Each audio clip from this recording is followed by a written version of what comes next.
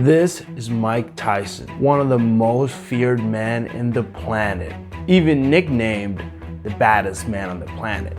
He's considered by many to be the best boxer of all time. From his meteoric rise to fame to his eventual bankruptcy, we'll uncover the story of this legendary athlete that lost it all. So let's get started.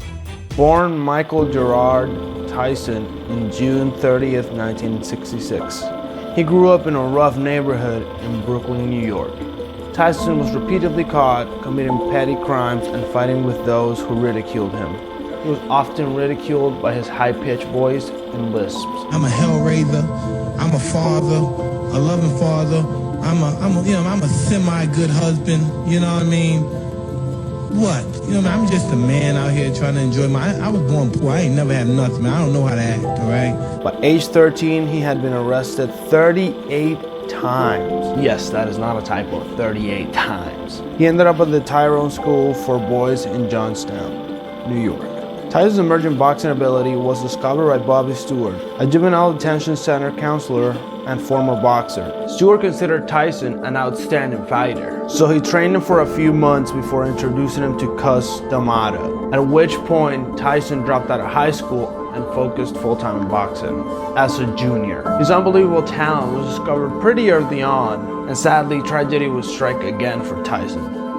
Mike Tyson's mom would die when he was 16 years old, and Tyson was left in the custody of his boxing manager, Cus D'Amato, becoming his legal guardian. Mike Tyson later said, and I quote, "I never saw my mother happy with me and proud of me for doing something. She only knew me as being a wild kid running the streets, coming home with new clothes that she knew I didn't pay for. I never got a chance to talk to her or know about her. Professionally, it has no effect, but it has a crushing effect emotionally and personally."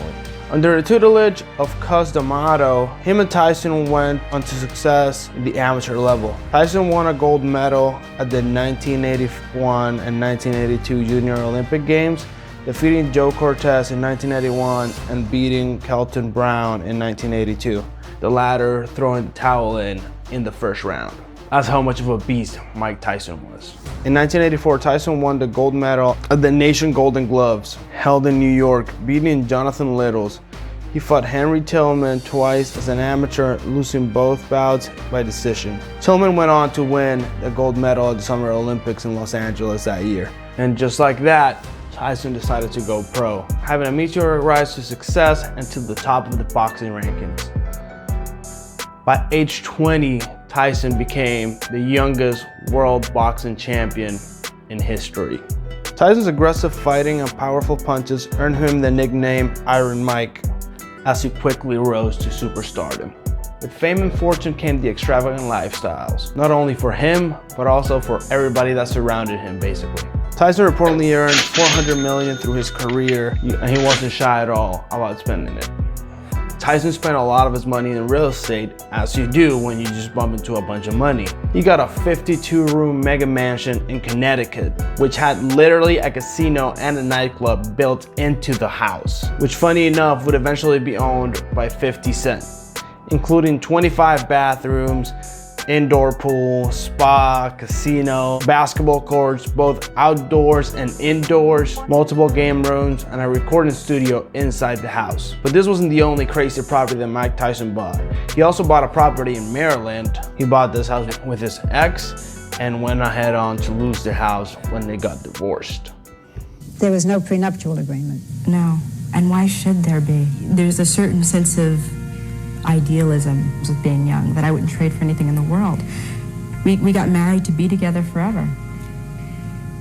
I wouldn't know how to go about to ask her to sign it. If you're gonna marry somebody, you trust them, and that's what marriage is all about, is being together for the rest of your life. But again, that is not it. He also had a party mansion. This property is famously known for not being able to sell after Mike Tyson had it. Nowadays, it was finally foreclosed on and is now owned by a church. But these are only some of the mansions that Mike Tyson is known for having. He actually probably has had a lot more mansions during his illustrious career, as you could assume by this interview that he had with Logan Paul. Oh, because I'm from Connecticut. I know where your house, your old house, 50 Cent's house now, right? Does he still own it? I have no idea. But that house, what had movie theaters? What else in it? Everything. Was it West Hartford? Somewhere. You don't even know. It's like $50 million. Like, I don't know. It's one of my fucking houses. Who knows? Who gives a shit? Where did most of the money go? Houses or drugs, girls? Planes, boat. It's stupid shit, Yeah, but yeah, it was yeah. fun. Right.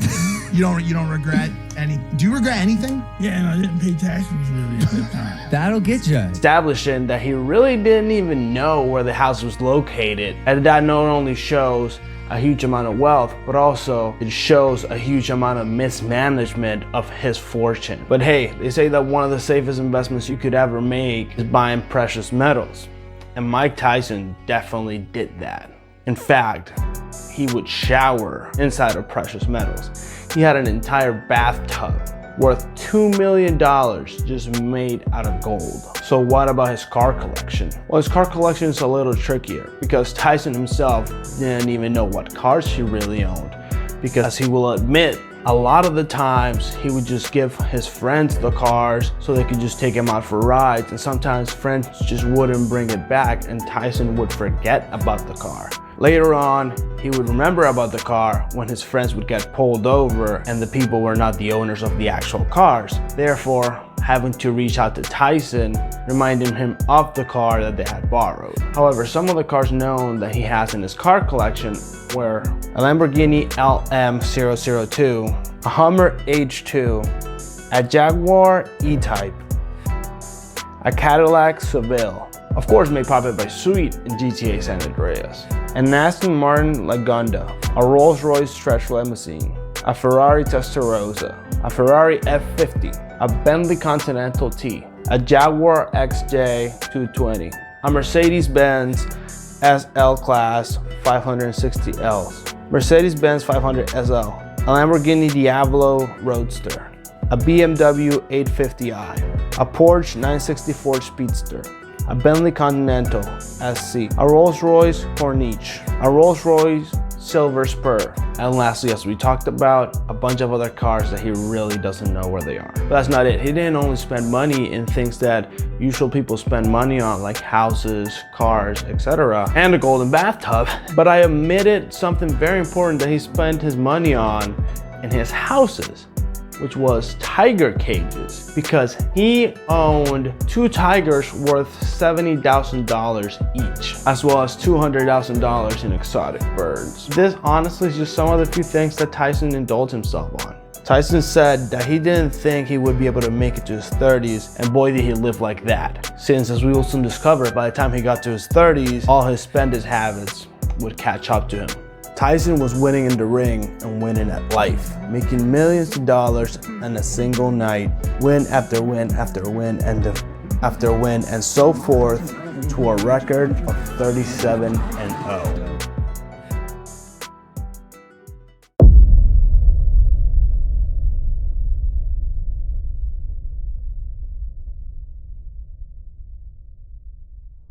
Tyson's financial troubles began with a series of poor decisions. With his records no longer being undefeated and Tyson's untouchable look vanishing, affecting his drawing power to an extent, meaning that he could sell less pay-per-views, meaning that he would make less money, slowing down overall the amount of income he would generate, and everything around in his life also slowing down, there's one thing that never slowed down, and that is his spending habits. Tyson made the terrible mistake of entrusting his finances to people who didn't have his best interests at heart, leading to mismanagement and theft. Mike Tyson's financial manager stole $1 million from him and other athletes as well.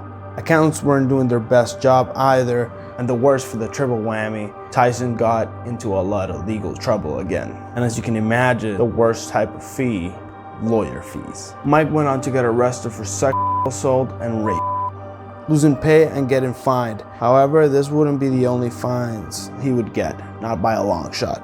After coming back to prison, he came back and wanted to earn his titles back. And he did successfully, yet he lost them just as quick to Evander Holyfield. Yes, this is the same person he bit the ear off, and it's all going in circles because he gets fined again and banned. He was supposedly scheduled to make $30 million that night, ended up making $3 million that night. In addition to this, with mismanagement issues, he invested into a lot of businesses that went ahead to go bankrupt because they were fraud businesses promoted to him by people that only had their best interest in mind and not Tyson's, further depleting his fortune. As if mismanagement of financials wasn't enough, there's a series of legal troubles, including the highly publicized divorce, assault conviction, and these didn't only cost him millions, but it also damaged his image, further affecting his drawing power and his image,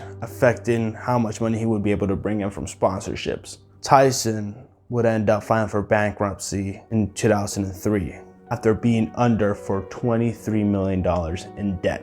Now, this could have been easily avoided if Tyson had grabbed those $400 million and say it gets taxed to $200 million.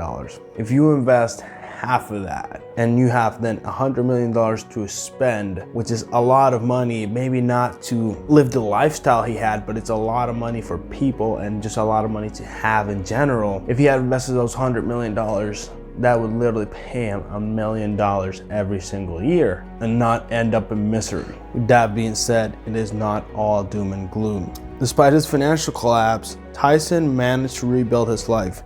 He has appeared in movies, launched successful one-man shows, and even started a cannabis business. While he might never regain the fortune he once had, Tyson's story serves as a cautionary tale about the dangers of fame, fortune, as well as poor financial decisions.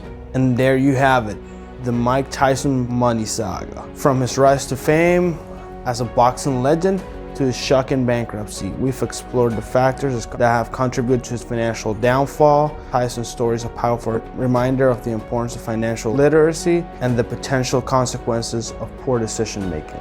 In this channel, we will teach you how to make good decisions and how to manage money so you don't end up like Mike Tyson if you do happen to turn into a fortune. In fact, we made this video about how you should invest money if you win the lottery. If you enjoyed the video, please don't forget to hit the like button and please subscribe. I'll see you guys in the next video.